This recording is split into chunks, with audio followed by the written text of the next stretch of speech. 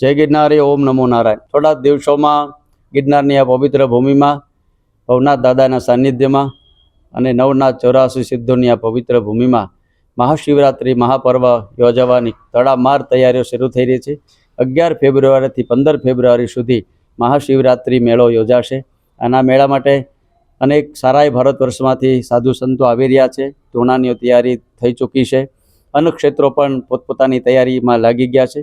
સ્થાનિક આશ્રમોમાં સાધુ સંતો પણ આવનાર યાત્રિકોને સરસ મજાનું ભોજન, આવાસ, નિવાસની વ્યવસ્થા થાય એની માટેની પણ તૈયારી શરૂ છે। તંત્ર પણ ખડે પગે ખૂબ સરસ રીતે પોતાની કામગીરી બજાવી રહ્યું છે।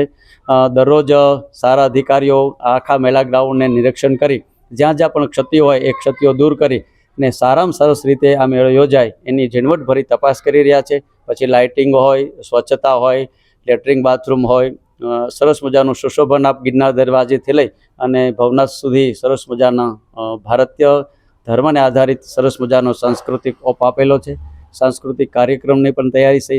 એટલે ખૂબ સરસ રીતે આ લઘુ કુંભ મેળો યોજાવાનો છે। ત્યારે દરેક ભાવિક ભક્તોને પણ મારી એક નમ્ર અપીલ છે કે આપ પણ આ વખતે આ મેળોમાં ભગવાન શિવની ભક્તિમાં લીન થવા માટે ચોક્કસ પધારો અને આ ભજન ભોજનનો આનંદ માણો, એ જ અભ્યર્થના। જય ગિરનારી, ઓમ નમો નારાયણ।